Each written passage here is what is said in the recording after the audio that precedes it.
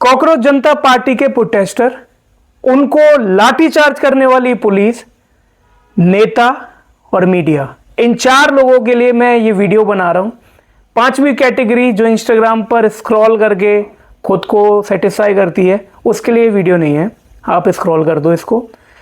तो सबसे पहला सजेशन, कॉकरोच जनता पार्टी के जो प्रोटेस्टर हैं, आप लोग लाठी खाने को तैयार हैं, भूखे रहने को तैयार हैं, अपनी बात मनवाने के लिए अपना समय लगा करके, अपना पैसा लगा करके दिल्ली में एकत्रित होने को तैयार हैं। अपने आप से एक क्वेश्चन पूछो, अगर ये वीडियो देख रहे हो तो आप में से कितने लोग हैं जिन्होंने आज तक एक भी बार वोट डाला है? एक वोट की ताकत क्या होती है? आप लोग अगर घर चले जाएं, सुकून से रहें और इंतजार करें चुनाव आने का, तो धर्मेंद्र प्रधान से इस्तीफा नहीं, आप नरेंद्र मोदी से भी इस्तीफा ले सकते हो। आपने कभी वोट ही नहीं डाला। आपको अगर कोई पसंद का खिलौना चाहिए तो आप भूखे रहने को तैयार हो, आप लड़ने झगड़ने को तैयार हो, अपने आप को नुकसान देने को तैयार हो, लेकिन अपने पिताजी से उनको मना करके ये बात रखने के लिए तैयार नहीं हो कि वो खिलौना आपको क्यों चाहिए। अगर मुझे धर्मेंद्र प्रधान को हटाना है उनके पद से, इस्तीफा मांगूंगा लेकिन सरकार नहीं बदलेगी, तो उनकी जगह कोई और आ जाएगा जो बीजेपी का ही समर्थक होगा। तो मैंने क्या बदलाव लिया है? पार्टी वही रहने वाली है। मोदी जी से इस्तीफा मांगोगे, योगी जी आ जाएंगे, क्या बदलाव लाओगे? आज लाठी में काम चल रहा है, कल को घर पे बुलडोजर चल जाए। अच्छा नहीं लग रहा है, सरकार बदलनी है। एक संविधान जिसको हम सब संविधान करने में लगे हुए हैं, उसके तहत चुनावी प्रक्रिया होती है। जीवन में एक बार भी आज तक वोट नहीं डाला तो वोट की ताकत भी नहीं पता चलेगी। आपको अच्छा नहीं लग रहा है? वोट का इंतजार करो। 4 लाठियां खाओगे, 1000 रुपए की टिकट खर्च करोगे, 2 दिन भूखे रहोगे, उसके बाद धरना, पता नहीं क्या क्या करने को तैयार हो। पहले कभी वोट नहीं डाला और आगे भी नहीं डालोगे। सरकारें बदली जाती हैं, नेता बदले जाते हैं चुनाव में वोट डालने से। उसके बाद बात करते हैं उनको लाठीचार्ज करने वाले जो प्रोटेस्टर्स को है, पुलिस। अपना काम आप अपनी जगह पर सही कर रहे हो, लेकिन आपके बच्चे भी पढ़ाई कर रहे हैं और जिनको आप मार रहे हैं आप ही के बच्चे हैं। इनके किसी के पिताजी पुलिस में, किसी के पिताजी वकील हैं, कुछ हैं। तो देखो, आतंकवादी नहीं है ये लोग, नौजवान हैं, भटके हुए हैं, इन्फ्लुएंस्ड हैं कुछ ऐसे लोगों से जो खुद ऐसा करियर पॉलिटिक्स को चूज करके एक मीम को आगे बढ़ा करके लगे हुए हैं। वो तो भूखे तक नहीं रहने को तैयार है। वो इंसान, उसको नेता बनना है, वो घुमा फिरा के उसको आम आदमी पार्टी रिटर्न करना है, उसको सीजन 2 लाना आम आदमी पार्टी का, वो नहीं होगा। उसके बाद मैं बात करता हूं तीसरी कैटेगरी, नेताओं से। आप लोग सदन का बहिष्कार करके सड़क पे आ जा रहे हो, तो ये बच्चे हैं ना सड़क पे, आपका काम तो सदन में बोलने का था, सदन में हंगामा करना है। आपकी बात में दम नहीं है, आपकी स्क्रिप्ट नहीं बनी है, आपके पास पिच नहीं है, हंगामा क्यों करना? अपनी बात रखते, प्रॉपर तरीके से जो कार्यक्रम दे, आपको भी समय दिया जाता है, उसमें आपको पहले से एक नोटिस देना होता है कि हम इन मुद्दों पर चर्चा चाहते हैं, वो चर्चा करो ना यार। सदन से उठ के बाहर आ रहे हो, हंगामा कर रहे हो, इन बच्चों को इन्फ्लुएंस कर रहे हो। इन बच्चों की आवाज हो आप सदन के अंदर, बच्चे बोल रहे हैं हमें सदन में जाना है, क्योंकि आप अच्छे से नहीं बोल पा रहे हो, अपनी बात नहीं रख पा रहे हो। भाई, मैं एक कंपनी में काम करता हूं, मेरे को मेरे मैनेजर से कंप्लेन करनी है, शायद मेरा टीम लीडर मेरी बात नहीं रख पा रहा है, इसीलिए मुझे कंप्लेन करनी है। तो आप इन बच्चों के टीम लीडर हो, आप बच्चों के साथ सड़क पर मत जाओ, आप सदन में बातचीत करो। चौथी कैटेगरी, मीडिया। देखो, मीडिया बायस हो गया है। जो मोदी के फेवर में है उसको मोदी के फेवर में ही सब कुछ दिखाना है, जो मोदी के अगेंस्ट है उसको मोदी के अगेंस्ट ही सब कुछ दिखाना है। एक तो मीडिया को मीडिया ही रहना चाहिए। आपको पैसा कमाना है तो आप एक एंटरटेनमेंट चैनल बना लो। अगर आप मीडिया हो तो मीडिया का थोड़ी जिम्मेदारी होती है ना।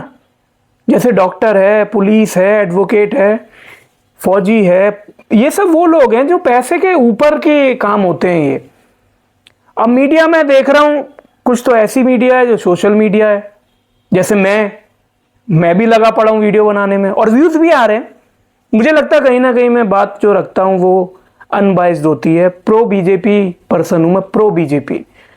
लेकिन अब बीजेपी को भी मेरा संदेश है, धर्मेंद्र प्रधान जी के अंडर में काफी चीजें गलत हो गई हैं, उनको इस्तीफा दे देना चाहिए।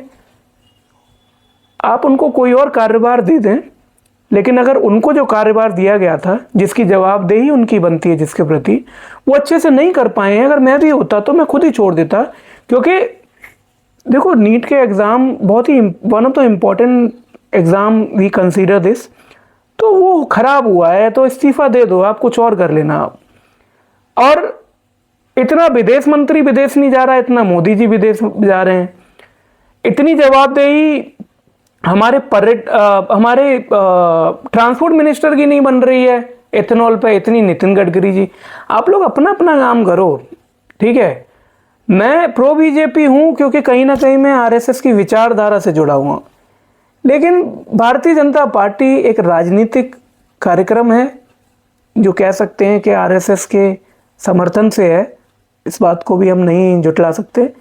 लेकिन राजनीति तो राजनीति है, और basically being a BJP person आप राजनीति कम मानते हो, ऐसे समाज सेवा और एक समाज सेवा का भाव रख के कार्यभार इसको मानते हो, तो आप इस्तीफा दे दो। बच्चे मांग रहे हैं तो ख़त्म करो उसको। कहीं ना कहीं मुझे ना यहाँ पर एक एडिशनल एक इन्फॉर्मेशन शेयर करनी है, एक कुछ ऐसी बात रखनी है जो बहुत लोगों को बुरी लगेगी।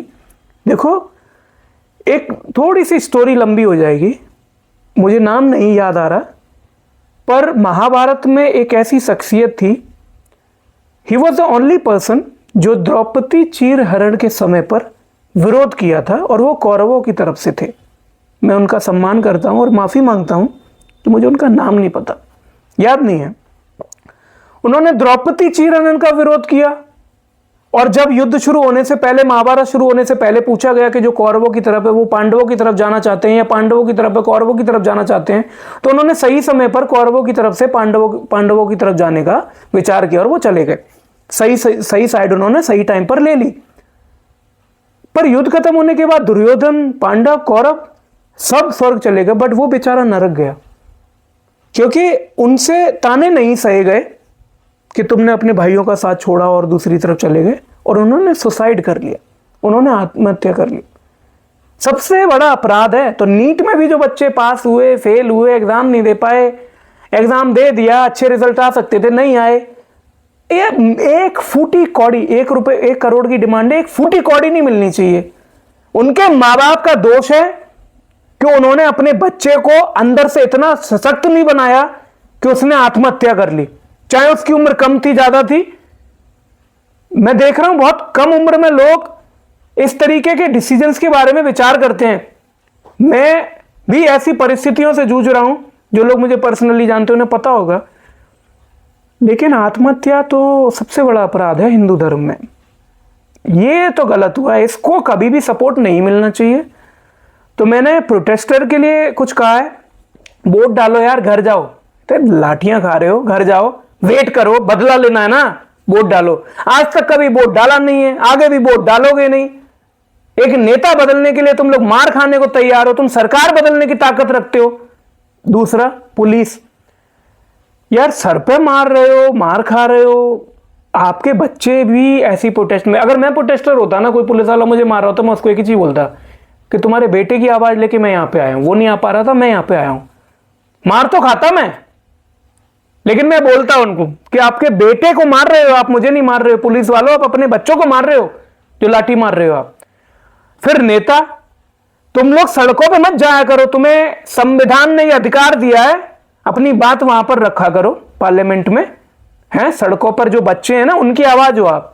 वो लोग संविधान में नहीं, पार्लियामेंट में नहीं जा सकते हैं, उनको संविधान ने यह अधिकार नहीं दिया, आपको दिया है, आप उनकी बात रखो ना, ठीक है। उनको इन्फ्लुएंस करना है आपको, तो आप उनके कार्यक्रम में शामिल होकर कर सकते हो। लेकिन यार पार्लियामेंट में हंगामा करके, विरोध करके, उस पर चर्चा भी नहीं चाह रहे हो। गवर्नमेंट आज जिस मुद्दे पर चर्चा कर रही है, कर लो, आप कल को कर सकते हो, परसों कर सकते हो, बहुत पैसा खर्च होता है उसमें, इन्वेस्टमेंट जाता है, उस चीज को खत्म मत होने दो।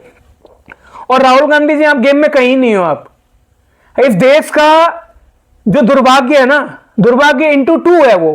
पहले तो आप सत्ता में थे तब दुर्भाग्य था, अब आप विपक्ष में हो अब दुर्भाग्य है। भारतीय जनता पार्टी बहुत ही ईमानदार लोगों की पार्टी है, लेकिन वो शायद कभी कभी खराब काम इसलिए कर देते हैं कि विपक्ष अच्छा नहीं है। उंगली करने वाला भी तो कोई होना चाहिए ना यार। पर आपने तो खुद ही ऐसा कुछ कर रखा है कि आपको तो विपक्ष में भी नहीं आप अच्छे से कर पा रहे हो। आप मेरी बात मानो, मैं आपसे निवेदन करता हूं, पक्ष विपक्ष आप कहीं मत रहो यार, आप बैठ के देखो 10-15 साल, ठीक है। और बस इतना ही है यार आज के लिए। डन यार, आई एम डन यार। Thank you so much.